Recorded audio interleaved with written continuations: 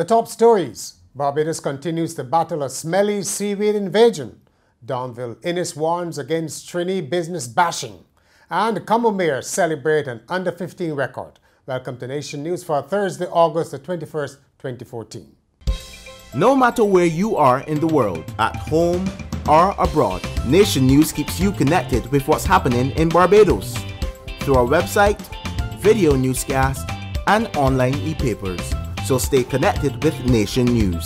Your time, your way. So glad you could join us. We're in a different studio for this edition because of a power cut in the Fontebelle area.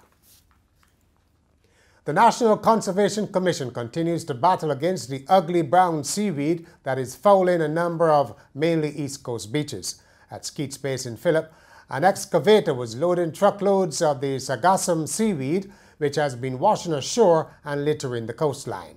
Sargassum is an algae that grows in the Sargasso Sea, a large body of warm water in the mid-Atlantic.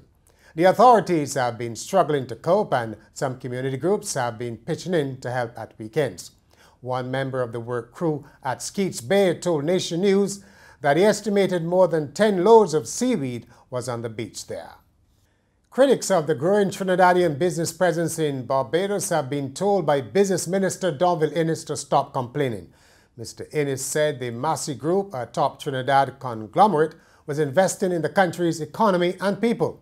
Now, whatever criticisms may be said about the Massey Group, its nationality, ownership, and politics, the simple reality for me is that it is investing in this economy and its people. And I certainly want to thank them for doing that. I also say that those who had a chance to do something about the ownership, nationality, etc., and did not do anything, ought not to keep any noise today, but rather ought to join us and get on with the people's business. He made the comments as Massey Stores Supermarket, formerly Super Center, opened a new store, their fifth, in Sky Mall at Haggett Hall, employing 130 full and part-time staff. Well, Massey seems to be on a blitz of sorts after its rebranding that wiped some Barbadian names off the map or miniaturized them. On Wednesday, officials were at the Warren's Dome, where a new branch of Massey United Insurance was opened formally. There, CEO Howard Hall said the insurance sector was becoming more competitive, but the cost of premiums was unlikely to go down given the current economic environment. He said the battle for market share will be fought and won on innovative products and services and the ability of insurers to fund customer claims. Until agriculture and agro-processing are given due respect, then crop theft will always be a problem. This is the view of Ina Harvey, the local representative of ICA, the Hemispheric Agricultural Agency. She said she could not understand why the police in the region could not set up a separate unit for agriculture. Ms. Harvey told a news conference that every act of produce theft had the potential to drive farmers out of the industry.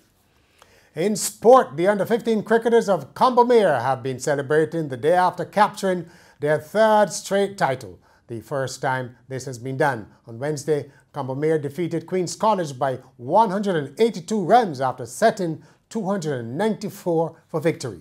Combermere's Shaki Marshall was named the MVP of the final. Barbados are finding the going easy at the America's Championship in Canada, winning their second game at a canter. On Wednesday, Barbados beat the United States 57-26 after their rout of Argentina. The next match for the Bajans will be against the Cayman Islands on Friday.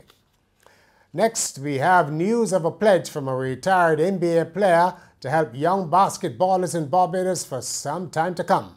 Former three-point king Dale Ellis says the Professional Basketball Alumni Association plans to support the Ball Out Coast to Coast initiative on an ongoing basis. The program here consists of a camp and tournament for children aged 8 to 17. And finally, a joke by British comedian Tim Vine about a vacuum cleaner was voted the funniest at this year's Edinburgh Fringe Festival, the world's largest arts festival. He won with the one-liner, "I decided to sell my Hoover. Well, it was just collecting dust." Now, was that funny? Did you laugh? Here are three of the other finalists for the Funniest Joke Prize. This show is about perception and perspective. but it depends on how you look at it. I wanted to do a show about feminism, but my husband wouldn't let me. And this one, I was given some Sudoku toilet paper. It didn't work. You could only fill it with the number 1s and number 2s.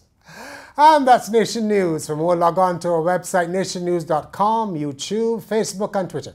And of course, get your Weekend Nation on Friday, in which a Barbadian living near Ferguson tells of her anguish at the unrest.